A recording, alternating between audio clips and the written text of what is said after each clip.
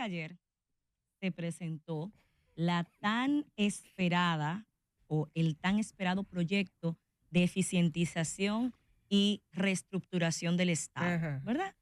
Y que busca de una manera u otra decirnos a nosotros los ciudadanos que el gobierno está haciendo un sacrificio, dado los recursos que son necesarios, y que de esta forma podremos entender que el sacrificio que vamos a hacer nosotros con el tema de la reforma tributaria que se irá a presentar, se supone que va a tener una contraprestancia de parte del Estado. Y se nos ha dicho que estamos hablando de alrededor de un ahorro con este plan de 25 millones, de 25.000 millones de pesos. Ahora bien, de esta reestructuración me gustaría simplemente analizar una de ellas, y es el Ministerio de Educación Superior, Ciencia y Tecnología, sumarlo al Ministerio de Educación. Miren, eso no es más que una reducción del 4%, sin decírselo a la gente. Eso lo único que implica es que ese 4% que dio tanto trabajo de conseguir, que fue todo un movimiento ciudadano, ahora se va a ver reducido porque también se va a utilizar para la educación superior. Y es bueno que pensemos de dónde viene esto. Todas aquellas sombrillas amarillas y todo este movimiento que se hizo para el 4% de la educación se vio refrendado en una ley, en la ley del 26 de enero del 2012, que fue un pacto. Recuerden que todos los candidatos de ese momento tuvieron que firmar un pacto obligándose a cumplir con esa ley. Resulta pues que esto dio lugar a un pacto educativo más adelante, si no mal recuerdo, al final del 2013. Y se estableció que esos fondos se iban a especializar a la educación básica. ¿Pero por qué? Porque cuando vamos a la Constitución de la República, en el artículo 63, específicamente en el numeral 3, se establece que el Estado garantiza la educación pública gratuita y declara obligatoria en el nivel inicial, básico y medio. Eso es lo que es obligatorio. La educación superior y la educación técnica no es obligatoria, sino hasta el nivel medio. Igual ahí se establece que el Estado va a incentivar también la educación superior, pero a través en este caso, de los centros públicos, que solamente tenemos la UAS en este caso. Y se establece una serie de requisitos. He escuchado comentarios indicando que esto es importante porque no hemos logrado, desde que esto se anunció en el 2013, que empezó en el 2013 específicamente, no hemos logrado nunca consumir ese 4% de la educación. Y eso sería una respuesta fácil si a mí me dijeran que hoy en día no existe ninguna necesidad en la educación básica. Y está todo cubierto. Pero ¿qué vemos todos los años? Que faltan escuelas, que faltan profesores, que faltan libros, que faltan conserjes en las escuelas. Hay escuelas en donde los maestros son los que limpian, que faltan baños. Entonces, no es que no hemos invertido el 4% de la educación porque todo está cubierto. No lo hemos hecho por una ineficiencia gerencial del Estado, no solamente de este gobierno, de todos los que le han antecedido. Pero este criticó bastante, indicando que solamente se habían sembrado aulas. El problema es que todavía siguen faltando aulas. Entonces, el que se nos diga que esa fusión va a generar un ahorro al Estado, es un ahorro que yo le puedo poner las comillas, porque lo único que busca es consumir el 4% que por ineficiencia no han podido implementar. Sin embargo, todavía hoy la educación básica, media, inicial en este país está en pañales. Miren, sobre ese tema, yo estoy de acuerdo con lo que acaba de hacer el gobierno. Yo estoy de acuerdo con la iniciativa del gobierno en el sentido del reordenamiento institucional. Aquí hay instituciones que están de más, y todos lo sabemos. Aquí hay instituciones que tienen una nómina supernumeraria y todos lo sabemos.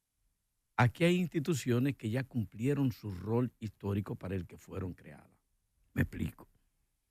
El IAD ya cumplió su rol. El IAD fue formulado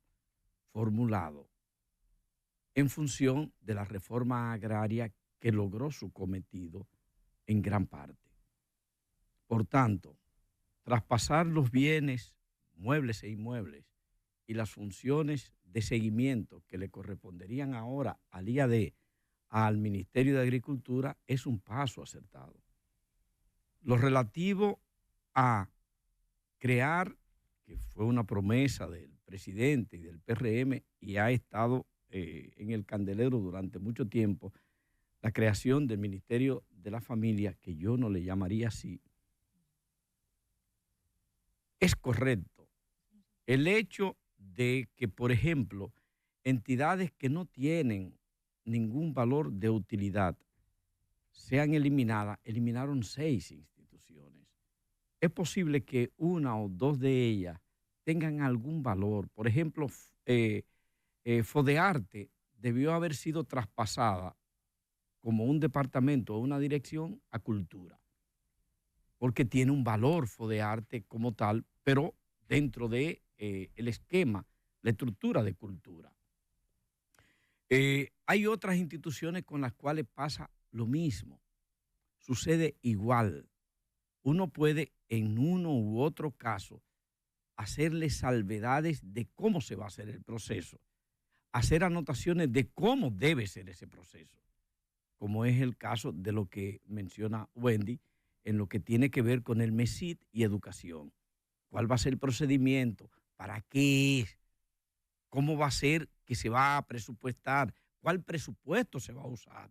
¿Y dónde van a ir a parar las ordenanzas en términos de funcionamiento, de funcionalidad que tiene el MESID? Porque el MESID tiene funcionalidades expresas en términos de educación superior que no la contempla el MINER en sus fundamentos legales. Entonces, ahí uno tiene que cuestionar cómo es que se va a hacer eso. Y el gobierno tiene que explicarlo de manera menuda. Ahora bien, el reordenamiento institucional, dice el gobierno que le va a prohijar 25,000 millones de pesos. Yo quiero que me demuestren de dónde es que sacan ellos la cifra redonda de 25,000 millones. 25,000 millones que serían parte de los 200,000 que por vía de la reforma fiscal pretende el gobierno. Y también quiero saber, ya con el proyecto de reforma fiscal en las manos, cuánto es que se le va a quitar a la gente y a la clase media. Cuando digo la gente, digo el pueblo llano, la gran mayoría pobre, y a la clase media, para ver si se compensan los 25,000 que el gobierno está diciendo que va a sacrificar con lo que le van a sacar de los bolsillos a la clase media y a la clase y a los sectores empobrecidos de este país. Pero uno tiene que ver el proyecto para no adelantarse a hacer juicio sobre lo que todavía no se ha presentado. Hay 7 propuestas distintas de reforma fiscal, pero el gobierno no ha presentado la que asume o la que entiende que debe ser acometida. Por tanto, uno no puede adelantarse sino a enjuiciarlo. Ahora, el proceso de reordenamiento institucional, en sentido general, es un acto de valentía valuable en el gobierno, valuable por el gobierno. Y que uno dice, qué bueno que se atrevieron a hacer una propuesta de reordenamiento institucional. Claro, hay que decir que hay algunas de esas instituciones que no pueden ser disueltas por el Poder Ejecutivo y por tanto hay algunas de ellas que tienen que ir al Congreso la propuesta de por qué y su disolución o fusionamiento con otras. Y hay otras que fueron creadas por decreto que pueden ser eliminadas, fusionadas o transformadas por vía de decreto.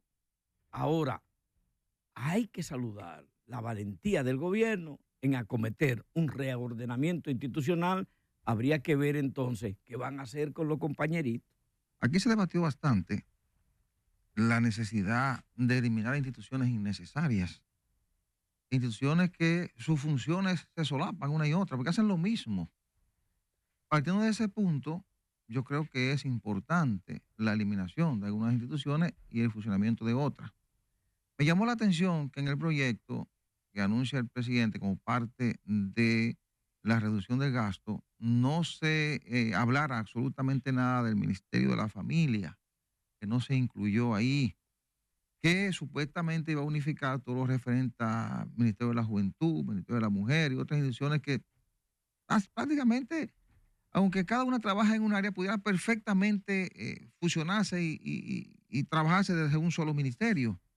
En sentido general, yo creo que el gobierno está tratando de mandar una señal de que es un momento en el que estamos hablando de impuestos, de crear condiciones para darle al Estado la capacidad de respuesta ante las necesidades nacionales, dado el hecho de que tenemos alrededor de una década con un presupuesto deficitario, con alrededor de casi 300.000, 250.000 y pico de millones de pesos que cada año tenemos que salir a buscar en impuestos, y entonces ha dicho, bueno, tenemos que amarrarnos el cinturón, nosotros vamos a dar el primer paso.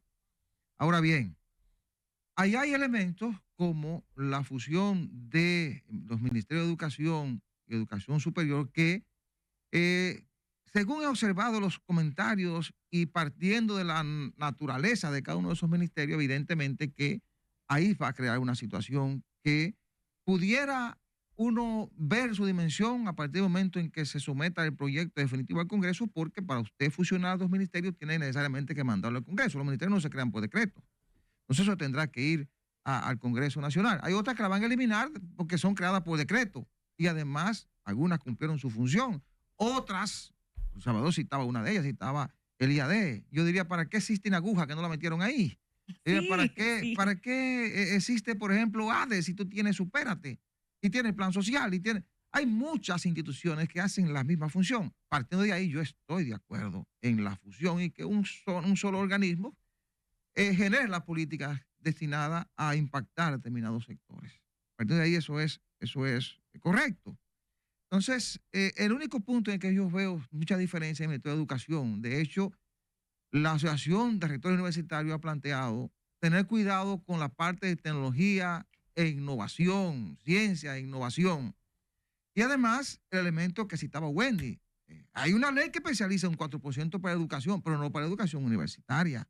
Entonces hay que delimitar ese tipo de cosas y ver de qué manera se va a plantear eso cuando se mande al Congreso Nacional. En términos generales, yo creo que el gobierno está mandando una señal de que está poniendo la primera piedra, está poniendo el ejemplo de que ha llegado el momento de amarrarse el cinturón, está tratando de hacer recortes porque entiende que es posible hacerlo, eliminando instituciones como la Caja de Pensiones. ¿Qué hace eso la Caja de Pensiones? Usted tiene una dirección de pensiones, tiene diferentes instituciones. ¿Qué hace el Monte de Piedad? ¿Qué hace eso? Y eso no tiene, pues todas esas cosas hay que eliminarlas. Creo que fue parte de un planteamiento de campaña del propio presidente Luis Abinader. Es decir, en sentido general, yo estoy de acuerdo con las eliminaciones y difusiones cuando se justifican. La mayoría de ellas para mí se justifican. La educación habría que analizarla a profundidad, verla con muchos detalles, para no perder el objetivo que se ha estado buscando, tanto en educación superior como en educación básica. Y esto, lógicamente, le manda una señal clara al empresariado, a los diferentes sectores sociales, de que si el gobierno está haciendo recortes, que se preparen, porque cuando se presente ahora la parte tributaria, entonces va a tocar a sectores que hasta ahora han tenido incluso la ayuda del Estado para el desarrollo de sus áreas. Así es que esto, para mí, reitero, manda una señal de que cada sector aquí tendrá que amarrarse el cinturón en función de las medidas que se van a anunciar con la reforma fiscal para devolver al Estado la capacidad de respuesta a las necesidades nacionales. Él ya se...